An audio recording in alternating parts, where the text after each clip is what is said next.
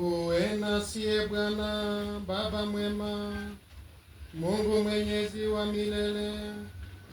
Wewe uliye asili ya hadhi ya wanadamu na mgawaji wa neema zote. Kwako wewe ulimwengu wote unanufaika, kwako wewe vitu vyote vinaimarika.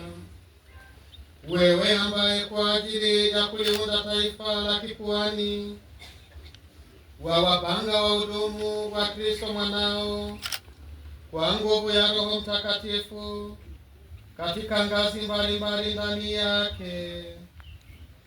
Ndivyo katika agano la kwanza kazi zilivyoanza na kukua kwa namna ya ajabu, na ulipoweka Musa na Haruni kutawala na kutakatifuza watu wako, uliwachagua watu katika ngazi na hadhi mbalimbali chini yao kwa ajili ya jamii na utendaji wao.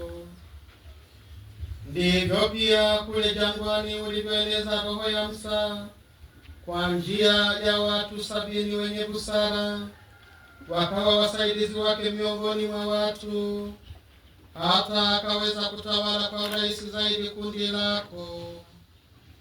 Ndivyo ulivyo wajalia wana wa Haruni ukamilifu wa ukuhani wa baba yao, ili waweko wa kutosha kutoa sadaka za imani ambazo zilikuwa mfano wa mambo yatakayokuja, kukidhi hadhi inayolingana kwa mujibu wa sheria za kikuhani. Utimilifu wa nyakati, Baba mwema, ulimtuma yaani Yesu Kristo aliye mfalme na mshenga wa imani yetu. Yeye alijitoa kwako kwa njia ya Roho Mtakatifu, sadaka safi isiyo na doa, na akawafanya mitume wake aliowatakasa katika ile kweli, washiriki utume wake. Hao nao uliwaongezea waandamizi wa kutangaza neno lako na kufanya kazi ya kueneza wokovu kwa dunia nzima. Sasa tunaomba, Bwana, katika unyonge wetu utujalie wasaidizi hawa wetu ambao tunawahitaji katika utendaji wetu wa ukuhani wa kitume. Baba mwenyezi, tunakuomba uwape hawa watumishi wako hadhi ya upadre. Utie upya moyoni Roho wa utakatifu, wasimamie kazi ya daraja la pili ambayo wamepokea kutoka kwako, Mungu, na kwa maisha yao wawe mfano wa maadili, wawe wasaidizi wetu wema, ili maneno ya Injili yazae matunda katika mioyo ya watu na yaenee hadi mipaka ya dunia kwa njia ya mahubiri yao, kwa neema ya Roho Mtakatifu.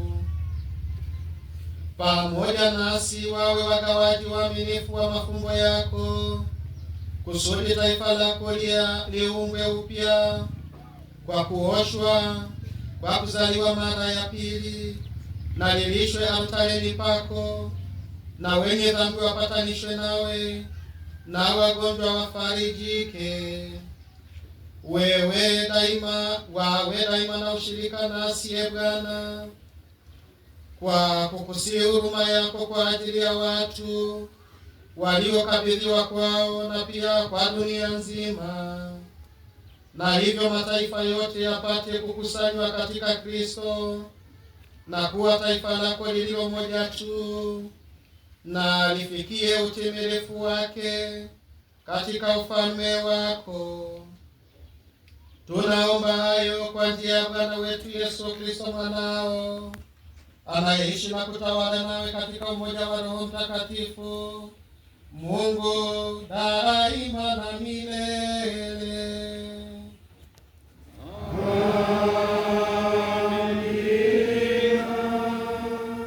Sasa jimbo la Bunda katika mwaka wa Bwana 2026 limepata mapadri wawili, Padri Kirwa na Padri Bomeza. Tuwashangilie.